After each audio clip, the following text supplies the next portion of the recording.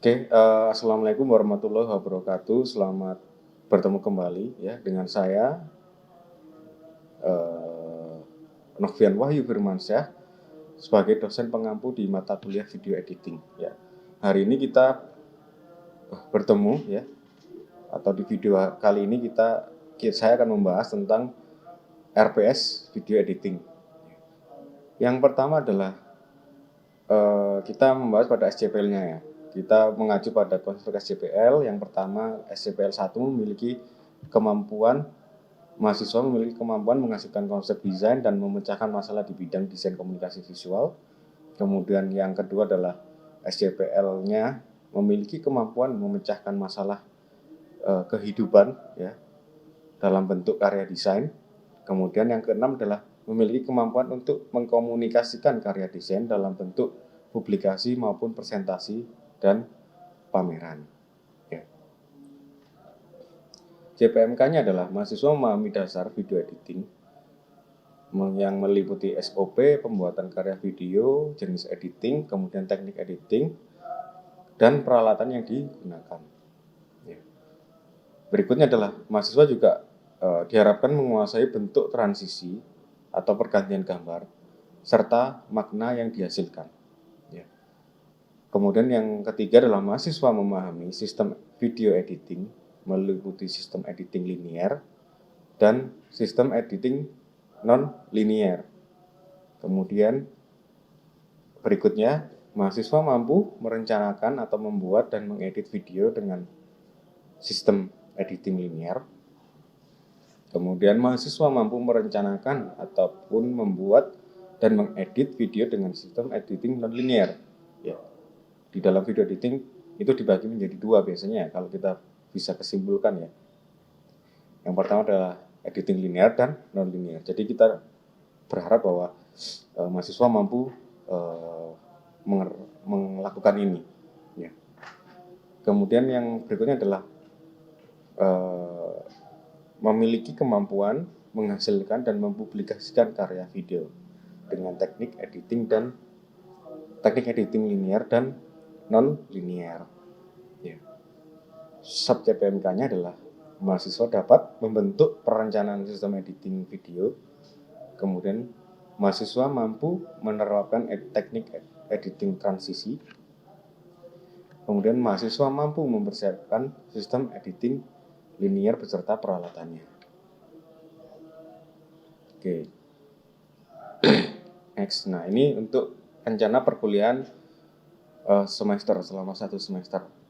Di pertemuan pertama itu kita akan belajar dulu tentang pertama ya penyampaian RPS tadi, kemudian kontrak perkuliahan ya. Kemudian pada materinya adalah kita akan belajar tentang sejarah video editing dan dasar video editing ya. Jadi kita sebagai mahasiswa kita harus tahu, ataupun orang yang mau belajar tentang sesuatu, kita harus tahu dulu nih sejarahnya, bahwa sejarahnya seperti apa, kemudian konsep dasarnya seperti apa, sehingga kita memahami nanti secara perkembangannya di era sekarang ya akan menjadi dasar kita dalam belajar sejarahnya. Kemudian sumber belajarnya bisa dilihat di tabel ya di 67810 ya. Nanti kita akan saya akan presentasi juga dengan materi PowerPoint dan juga video explainer yang bisa di akses di Sipejar. Ya. Oke, jadi untuk perkuliahan ini ya nanti kita akan melaksanakan dalam 3 metode ya. Yang pertama adalah sinkronus, pertemuan langsung di kelas. Kita materi, diskusi, tanya jawab, praktek. Ya. Di dalam praktek nanti kita bisa di lab, kemudian untuk online-nya ya tahapan online kalian harus mengakses di laman Sipejar ya. Jadi di sana ada beberapa materi yang saya buat dengan video explainer, kemudian ada suplemen tambahan untuk referensi mata kuliah ini. Ya. Kalian bisa lihat juga untuk di penilaiannya ada di sebelah kanan ya, diskusi dan keaktifan mahasiswa. Oke, yang kedua adalah hari kedua setelah tadi hari pertama dan saya jelaskan tentang metodenya, bagaimana kita belajar nanti ada tiga tadi. Ada di kelas, presentasi diskusi, kemudian di lab, praktek, kemudian yang ketiga adalah asinkronus di Sipejar. Kemudian pertemuan kedua adalah video editing kategori ya, di mana kalian belajar tentang prinsip dasar pada setiap video editing kategori. Ya. Video editing kategori itu tadi ada linear dan non-linear. Ya, nanti ada materi PowerPoint yang akan saya presentasikan dan juga infografis yang akan kalian akses di Sipejar. Ya. Jadi yang ketiga adalah pengetahuan tentang produksi ya, saat syuting ya, yaitu single kamera ya, bagaimana peralatannya, kemudian perencanaannya, membuat breakdown scriptnya ya, membuat jadwalnya sampai pada budgeting ya. Kemudian yang keempat, di pertemuan keempat adalah multi kamera. Jadi di sini di video editing ini ya, kita memproduksi ataupun saat syuting kita bisa menggunakan single dan multi kamera, lebih dari satu kamera. Nah, ini memiliki perbedaan, kelebihan, dan keuntungan masing-masing dan juga peralatan yang lumayan berbeda. Ya, nanti kita akan belajar bagaimana cara merencanakan di pertemuan ini ya, pertemuan 3 dan 4, bagaimana kita merencanakan single kamera dan juga bagaimana kita merencanakan atau memproses pada multi kamera. Nah, pada multi kamera ini nanti yang akan dijadikan acuan atau kemampuan saat produksi pada linear editing. Ya. Nanti ada materi, ada motion graphic yang akan bisa diakses di laman Sipejar dan suplemen tambahan, dan juga kita demo pada lab. Kita mencoba alatnya. Oke. Kemudian yang kelima adalah program acara TV non drama. Jadi kita akan membahas program TV drama maupun non drama. Ya, kalau drama ya seperti sinetron ya. Kemudian kalau non drama itu seperti acara kuis, acara talk show dan lain-lain. Nah, ini yang kita akan belajar bagaimana membuat acaranya, referensi acaranya seperti apa, kemudian apa saja yang akan dipersiapkan, elemen-elemen saja yang apa yang akan kita tampilkan pada saat acara itu berlangsung. Ya. Jadi ini akan dijadikan acuan juga saat kita mempersiapkan atau praktek pada linear editing. Jadi nanti ada keterhubungannya di pertemuan-pertemuan selanjutnya. Kemudian nanti ada materi PowerPoint dan juga video explainer. Nah, yang keenam adalah belajar macam-macam transisi, pergantian gambar, ya, seperti cut, wipe, dissolve, dan makna yang ditimbulkan, ya, dengan pendekatan kehidupan sehari-hari, ya, yang seperti kita tahu bahwa masing-masing memiliki tujuan, ya, di saat kita melakukan pergantian gambar dengan teknik transisinya. Kita nanti video materinya ada di Sipejar tentang video explainernya tentang hal ini ya, beserta contoh-contohnya, penerapannya. Kemudian yang ketujuh adalah dimensi in editing ya. Jadi mahasiswa mampu memahami keterhubungan dalam editing video. Kalau tadi transisi ya, transisi yang kita pakai akan bermakna atau berkesan seperti apa. Nah, kalau di dimension editing adalah keterhubungan di antara gambar sebelumnya dan gambar sesudahnya. Ada keterhubungan di sana yang harus dibangun sehingga memiliki makna yang utuh. Nah, nanti ada materinya, ada motion graphic dan juga PowerPoint yang akan saya jelaskan. Kemudian kita pada yang 8 adalah UTS ya. Jadi ujian secara tertulis tentang materi yang sudah diberikan di pertemuan 1 sampai 7. Oke. Yang kesembilan, pertemuan kesembilan adalah art of editing ya. Jadi mahasiswa mampu mengedit video dengan tetap mempertahankan kesinambungan dalam beberapa macam teknik montase. Jadi ada beberapa teknik ya, teknik editing artinya teknik pergantian gambar jika kita menggunakan metode linear editing ya. Contoh by moment, by narasi dan lain-lain. Ya. Kemudian art of editing sinkronisasi ya. Mahasiswa mampu memahami workflow dalam sinkronisasi editing. Jadi kalau kita melakukan editing linear maupun non-linear, kita akan mensinkronisasikan antara suara dengan gambar, dengan visual, dan juga suara dari dialog, kemudian dan juga pada ambience di lingkungan yang kita lakukan syutingnya. Dan juga penambahan efek suara, kemudian untuk menambah penekanan yang ada di dalam video, ya. Nah itu di dalam tahap sinkronisasi dan juga efek-efek gambar. Ya, selain suara ada juga efek gambar. Kemudian ada yang pertemuan 11 adalah art of editing cutting, artinya pada pemilihan teknik cutting. Ya. Jadi di sana ada nanti kita akan belajar bagaimana membentuk ritme dengan cutting. Ya.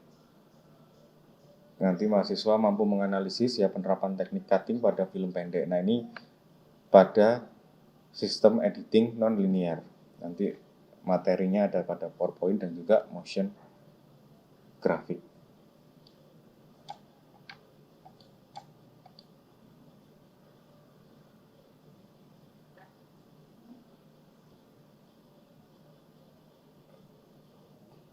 Kemudian di pertemuan ke-12 adalah ritme editing ya. Jadi mahasiswa mampu memahami cara mengolah klip video ataupun sekuen agar sesuai dengan visi dan tujuan yang diinginkan. Ya. Jadi di dalam cutting nanti akan ada ritme yang kita bangun sebagai detak jantung dari keseluruhan video ataupun film yang kita buat. Kita akan praktek di lab komputer dengan komputer editing ya maksudnya, dan juga pada video explainer yang sudah saya persiapkan di laman Si Kejar. Jadi kemudian kita mahasiswa merancang dan breakdown script dalam karya dengan tahap sistem editing linear. Oke. Kemudian ada elemen of the shot, ya, mahasiswa mampu memahami dan menganalisis komponen-komponen yang membentuk sebuah shot dalam sinematografi, ya. Jenis-jenis shot ya. Ya nanti materinya adalah infografis dan juga PowerPoint, ya. Kemudian pertemuan ke-14 adalah dasar cerita video editing. Jadi mahasiswa membuat ataupun merancang naskah cerita yang nanti akan diaplikasikan pada penerapan video non-linear editing, membuat film pendek. Kemudian dari naskah yang sudah diproduksi, direkam, di-syuting, ya praktek melalui lab media rekam.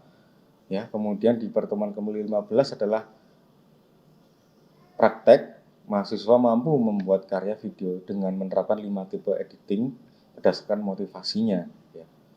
Jadi ada 5 motivasi yang nanti akan saya jelaskan di pertemuan ke-7 tadi. Kemudian mahasiswa melakukan editing, produksi, ya, kemudian pada proses konsultasi karya. Kemudian pertemuan yang ke-16 adalah pameran hasil karya dari pertemuan ke-15 tadi ya. Di mahasiswa memberikan apresiasi tugas karya video dengan memberikan penilaian dalam bentuk rating, artinya mana yang lebih banyak komentar ataupun like pada pameran online misal di YouTube atau pada pameran yang sifatnya offline pada tabel pengisian penilaian di karyanya. Ini sumber belajarnya bisa kita lihat ya. Jadi ada ya skenario film, kemudian ada sinematografi ya, ada TV production dan dasar produksi televisi, dan juga video dan audio production. Ada 11, nanti bisa diperdalam. Ya, untuk satuan acara perkuliahannya nanti kalian bisa membaca sendiri ya. Tadi juga beberapa sudah saya jelaskan di RPS tadi. Ini bisa kalian akses di Sepejar ya. Nah, kemudian untuk penilaiannya. Jadi ini saya jelaskan untuk penilaiannya adalah menggunakan rentang 0 sampai 100 dengan komponen penilaian sebagai berikut. Yang pertama adalah keaktifan mahasiswa dalam perkuliahan, itu powernya 10%, terkait dengan tanya jawab, kemudian absensi dan lain-lain. Kemudian tugas mata kuliah baik berupa tugas karya video, tugas tertulis maupun tugas secara kelompok serta tugas online, ini bobotnya di 45%. Kemudian pengerjaan tugas yang ketiga ujian tengah semester 25%, dan 4 ujian akhir semester 25%. Jadi persentasenya seperti itu ya. Jadi perlu kalian perhatikan juga tentang persentase ini. Jadi nanti kalian tahu nih ketika ada kurang yang menurut kalian kurang ya, berarti ada beberapa tugas atau komponen yang belum kalian penuhi. Ya, ini untuk konservasi nilainya ya. Bisa dilihat di tabel, 85 sampai 100 adalah A, 80 sampai 84 adalah amin, dan seterusnya. Oke, saya kira cukup itu dulu untuk penjelasan RPS dari saya ya. Pada garis besarnya nanti kita akan belajar tentang bagaimana penerapan video editing ya. Video editing bisa disimpulkan dibagi menjadi 2 garis besar nanti, editing dengan metode linear dan editing dan yang non-linear ya. Linear berarti kita pada acara seperti live broadcasting ya, tapping dan lain-lain. Kalau yang non-linear itu seperti kita membuat film. Nah, di sini ada perbedaan yang sangat signifikan ya saat persiapan, perencanaan, kemudian produksi dan juga alat yang digunakan. Oke, kira-kira itu saja untuk video hari ini tentang RPS-nya ya. Saya akhiri. Assalamualaikum warahmatullahi wabarakatuh. Sampai bertemu kembali. Ya. Oke, Assalamualaikum warahmatullahi wabarakatuh. Selamat pagi teman-teman. Gimana? Udah sarapan atau belum? Belum. Puasa ya? Puasa Senin Kemis ya. Oke. Seperti yang sudah saya informasikan di Sepejar kalian bahwa saya minta kalian akses, kemudian kalian lihat dulu beberapa contoh penerapan tentang linear editing ya, yang sudah saya sampaikan di sinkronus di Sepejar. Jadi di sana seberapa peran pentingnya seorang editor dalam menentukan gambar mana yang akan dipilih untuk ditampilkan secara real time khususnya pada acara live event, karena kita kan ngomongin adalah linear editing. Nah, kira-kira ada pertanyaan nggak tentang bagaimana spesifikasi alat yang kemarin yang ada di Sepejar yang saya contohkan, atau referensi yang saya minta cari di internet yang terkait dengan beberapa program acara yang bisa dijadikan acuan? Mungkin belum ya, nanti kita bisa lanjut di materi ini. Seperti yang kalian lihat di referensi sebuah program acara yang sudah saya sampaikan di si picture tadi, karena menemukan pola nggak di dalam cara si video editor untuk memilih gambarnya. Ada pola nggak di sana yang dipakai? Ternyata setiap 10 detik gambarnya diganti. Oh, ternyata setiap ada bit-bit ini ternyata diganti. Menemukan kan ya, mungkin secara nggak sadar kalau tidak merasakan itu, tapi di dalam video editing itu ada tekniknya, ada caranya, ada polanya yang biasanya dipakai oleh seorang video editor linear. Nah, kalau di video editor linear ya, terutama pada real time ataupun live editing ataupun acara yang live, peran seorang video editor sebagai operator dari video mixer yang kita ketahui ya, yang kita live kemarin, kita coba praktek dengan video mixer ya. Di sana ada beberapa channel kamera, input 1, input 2 ya. Nah, di situ peran dari video editor adalah sangat penting, ataupun kita sebut kalau di live editing seperti itu adalah seorang switcherman. Jadi dia bertugas untuk memindah kamera mana yang akan disiarkan, terus teks generator mana yang akan disiarkan, bumper mana yang akan ditampilkan ya. Single kamera kita ngomongin adalah sebutannya adalah shot per shot, karena kita ngomongin kalau di editing kan gitu ya, kita ngomongin single kamera, kita fokus untuk editing pada shot 1, shot 2, shot 3 ya, ingat ya. Kalau di multi kamera berarti kita ngomongin adalah apa? Banyak shot. Ada lagi? Multi shot. Oke. Kita ngomongin ya hampir bisa dikatakan seperti itu karena sudah digabung menjadi satu. Tapi yang paling tepat kita adalah ngomongin per adegan. Jadi kita tinggal ngomongin adegan 1, adegan 2, adegan 3, nanti kita tinggal memakai teknik switching kamera ini ya, kita gitu real time. Jadi waktu itu terus berjalan maju kan, kita nggak bisa loh kembali lagi ke adegan yang sebelumnya kita lakukan kalau di linear ya. Kalau di linear itu seperti kehidupan kita, jadi semua yang kita rekam itu arahnya maju semua, jadi nggak bisa diulang atau dipanggil. Oke. Nah, cutting speed on directing itu adalah kecepatan memotong gambar serta memilih gambar shot yang baik dan dinikmati oleh mata penonton pada durasi 5 detik. Nah, ini adalah semacam kemampuan atau spesialnya seorang switcherman tadi ataupun video editornya ya, dalam memilih gambar mana yang akan ditampilkan ya, seperti yang saya contohkan ya, yang di lab kemarin. Jadi di sebuah control room kita akan berhadapan dengan banyak monitor ya, yang mewakili kameranya, channelnya. Nah, saat adegan dimulai, kita bisa bayangkan seorang video editor itu ataupun switcherman tadi mengamati secara cepat gambar mana yang akan dipilih.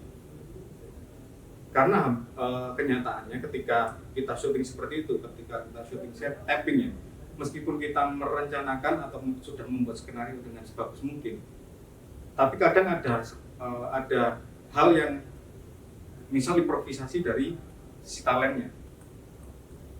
Bukan berarti nanti improvisasi dari talentnya itu adalah hal yang dilarang ya di dalam syuting seperti itu, enggak. Tapi ketika biasanya talentnya improvisasi, kemudian si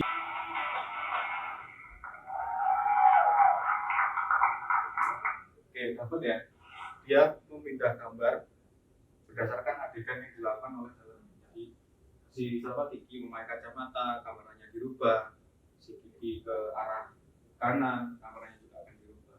Jadi video editornya atau switcherman itu mengamati itu, karena kameramen cuma sifatnya hanya operate kamera, memegang kamera, mengarahkan kamera apa yang diminta oleh program directornya, oleh sutradaranya. Dari sudut sini mas, dari sudut sini. Jadi semua keputusan gambar yang dipilih atau yang ditayangkan nanti itu ada di tangan video editor ataupun switcher. Kemudian ada lagi switching by narration atau lirik. Biasanya digunakan untuk apa ya? Di situ editornya melakukan pembinaan gambar berdasarkan penekanan dari naratornya atau si Najwa ini. Jadi akan terlihat lebih dinamis ketika menggunakan teknik seperti ini daripada kita merekam langsung tanpa ada edit. Kemudian pada perubahan gambarnya ataupun pembinaan kameranya dia berdasarkan pada liriknya. Jadi gunanya apa? Jadi kita bisa memberikan pengalaman pada penonton bahwa lirik ataupun narasi yang diungkapkan itu nyambung dengan visual. Jadi akan lebih menambah pengalaman, entah itu bisa pengalaman terkait dengan emosi atau hanya pada visual yang menarik yang berbeda-beda secara dinamis. Oke, ada switching by rhythm atau beat ya, berdasarkan tempo, berdasarkan beat. Ini mungkin kita sering lihat sekarang ada di media sosial ya, terutama di TikTok ada efek namanya sudah jeduk itu ya, jadi dia mengikuti beatnya. Ini sama seperti itu. Jadi memberikan pengalaman terhadap penonton bahwa video ini sinkron ya terhadap beat pada musik yang ditampilkan. Itu benar. Jadi nanti pula ya ketika kita ngomongin, ini kan kita ngomongin pada linear editing, pada non linear editing nanti kita akan lebih bahas mendalam nanti tentang rhythm atau otomatis. Ya, kalau kita katakan otomatis atau manual ya, otomatis berarti lawannya manual. Kalau manual kita menggunakan video switcher tadi, alatnya itu tadi, ya kita memilih manual, kita menggunakan insting. Sebenarnya ada mas, nanti kan kalau kita di mata kuliah ini kita akan menggunakan software yang namanya Vmix ataupun software broadcast ya. Nah sebenarnya ada juga yang namanya Resolum Arena. Jadi kalau kalian lihat, kalian nonton konser, kemudian di belakang layar itu ada videotron yang besar, kemudian videonya itu bisa mengikuti musik. Nah itu biasanya mereka pakai Resolum Arena. Jadi dia seperti musiknya menjadi parent, mengikuti videonya, mengikuti musik. Jadi secara otomatis dia akan mengacak gambarnya, mengikuti beat musiknya. Biasanya dipakai yaitu software Resolum Arena. Jadi ya perlu kita mempersiapkan software dulu, kemudian kita tata pada beat seperti ini, dia akan muncul gambar ini. Bisa dapatnya ada. Oke, saya kira cukup jelas ya. Nanti masalah tugasnya yang kalian harus membuat kelompok untuk mempersiapkan source video, ya. Kemudian membuat langkah besarnya adalah membuat program TV non drama untuk aplikasi atau penampakan pada linear editing. Oke. Saya kira itu dulu ya materi hari ini. Silakan akses kembali di Sepejar untuk materi yang lebih dalam tentang linear editing. Kelas saya tutup. Assalamualaikum warahmatullahi wabarakatuh.